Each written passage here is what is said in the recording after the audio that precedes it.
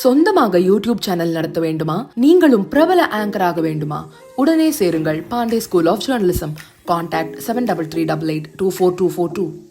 சென்னையில் நடைபெற்ற நிகழ்ச்சியில் மாற்றுக் கட்சியினர் திமுகவில் இணைந்ததை ஒட்டி நடைபெற்ற கூட்டத்தில் தமிழக முதல்வர் ஸ்டாலின் பேசினார். அப்போது அவர், இந்தியாவிற்கே வழிகாட்டும் ஆட்சி திமுக ஆட்சி, மற்ற மாநிலங்களுக்கும் மத்திய அரசுக்கும் கூட திமுக அரசுதான் ஒரு வழிகாட்டியாக இருக்கிறது. இன்று அரசியல் அரிச்சுவடி கூட தெரியாதவர்கள் அடுத்த முதல்வர் என அறிவிக்கின்றனர். நேற்று பிறந்தவர்கள் கட்சி ஆரம்பித்தவுடன் தான் அடுத்த முதல்வர் என்கிற நிலை உருவாகியுள்ளது என்ற தாவேகா தலைவர் விஜயை மறைமுகமாக சாடியுள்ளார். திமுக ஆட்சி வெறும் ஆட்சிக்காக தொடங்கப்பட்டது அல்ல, இது ஏழைகள், ஒடுக்கப்பட்ட மக்களின் நலனுக்காக உருவாக்கப்பட்ட அரசியல் இயக்கம் எனவும் அவர் பேசினார்.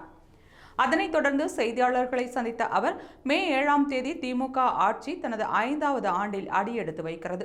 எதிர்க்கட்சிகளின் நியாயமான விமர்சனங்களை ஏற்றுக்கொள்கிறோம், ஆனால் அவதூறு மற்றும் பொய் பிரச்சாரங்களை ஏற்க மாட்டோம். அத்துடன் திமுக அரசு அளித்த அனைத்து வாக்குறுதிகளும் ஓராண்டிற்குள் நிறைவேற்றப்படும் என்ற நம்பிக்கையையும் அவர் தெரிவித்தார். ஏற்கனவே நிறைவேற்றப்பட்ட பல திட்டங்கள் மக்களிடம் நேரடியாக சென்றுள்ளன என்று கூறினார்.